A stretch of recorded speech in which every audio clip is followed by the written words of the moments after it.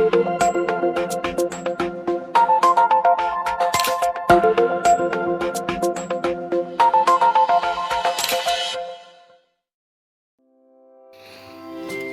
halo, halo. Welcome back di channel IT School, tempatnya belajar IT tanpa bikin pusing kepala. Di sini kita akan memahami fungsi dan cara kerja server autentifikasi. Autentifikasi adalah satu metode untuk melakukan konfirmasi pengguna atau user pada suatu layanan, aplikasi, sistem pembayaran, atau sistem penyimpanan bahwa pengguna tersebut adalah orang yang sah dan memiliki hak akses atas informasi tertentu.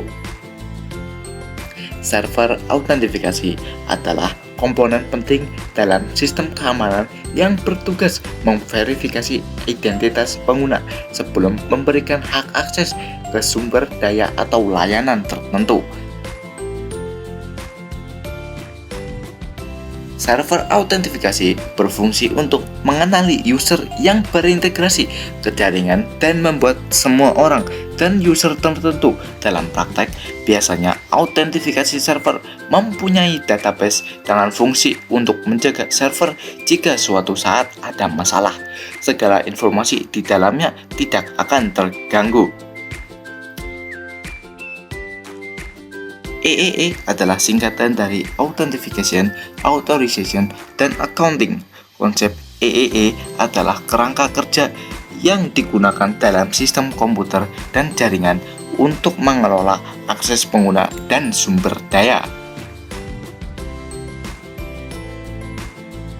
Authentication, Authorization, and Accounting atau EEE.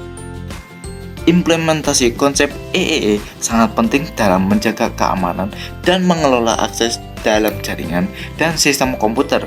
EEE dapat membantu mencegah akses yang tidak sah, memastikan bahwa pengguna memiliki hak akses yang sesuai, dan memungkinkan organisasi untuk melacak dan menganalisis aktivitas yang terjadi dalam lingkungan IT.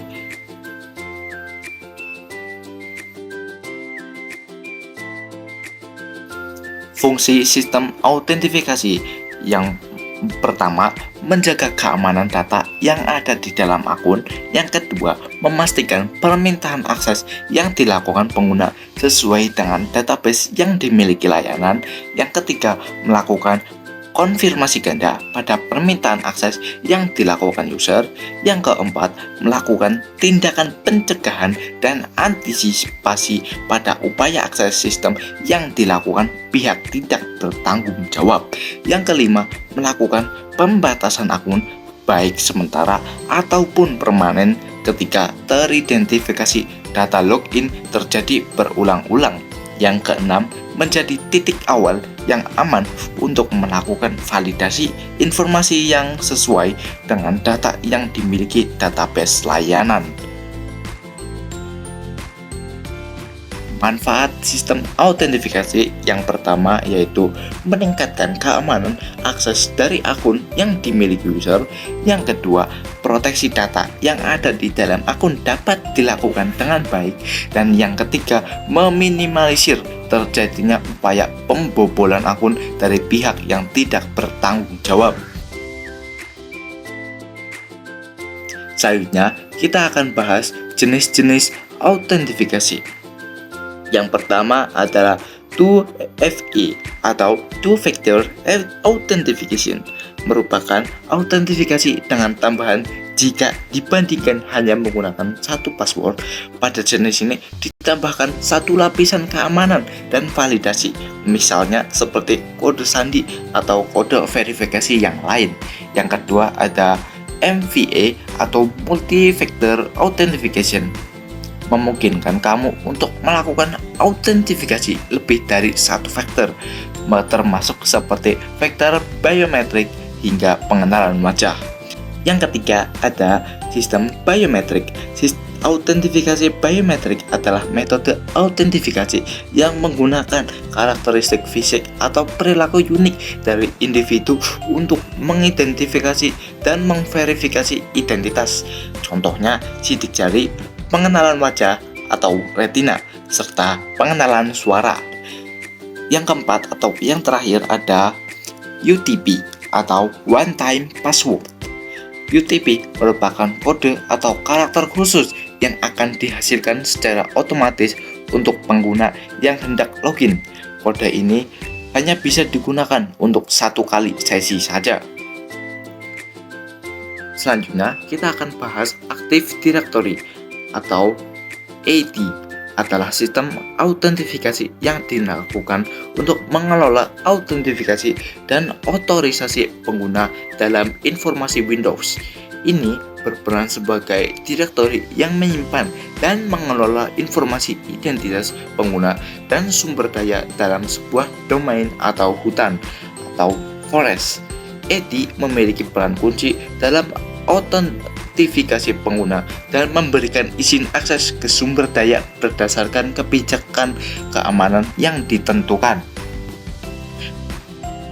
Selanjutnya, kita akan bahas Basic Active Directory Authentication Process. Yang pertama, User Application Communicates with Active Directory Authentication Library atau disingkat ADAL. User enter credentials. Kedua, Active Directory authenticates the request and send an access atau refresh token pair. Yang ketiga, the access atau refresh token pass to the requested service for a continuous session. Selanjutnya, kita akan bahas LDAP server. LDAP atau Lightning Wave Directory Access Protocol server adalah salah satu jenis server autentifikasi yang digunakan untuk mengelola dan menyimpan informasi identitas pengguna serta sumber daya dalam sebuah direktori. Meskipun LDAP tidak hanya digunakan untuk autentifikasi, itu adalah salah satu fungsinya yang penting dalam konteks manajemen akses pengguna. Selanjutnya, kita akan bahas LDAP server. LDAP server berfungsi sebagai penghubung antara aplikasi server dan layanan IT. Data pengguna dari aplikasi dikirim ke LDAP directory lalu digunakan oleh aplikasi seperti email, otorisasi, dan manajemen akun.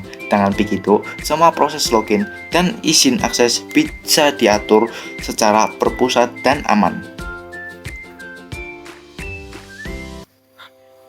Selanjutnya ada radio server.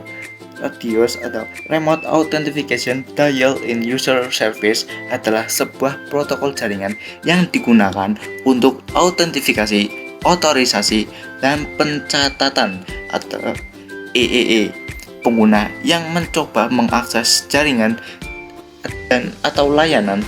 Biasanya digunakan dalam lingkungan yang melibatkan akses jaringan seperti jaringan nirkabel atau Wi-Fi, jaringan VPN atau Virtual Private Network, dan akses internet DSL atau kabel.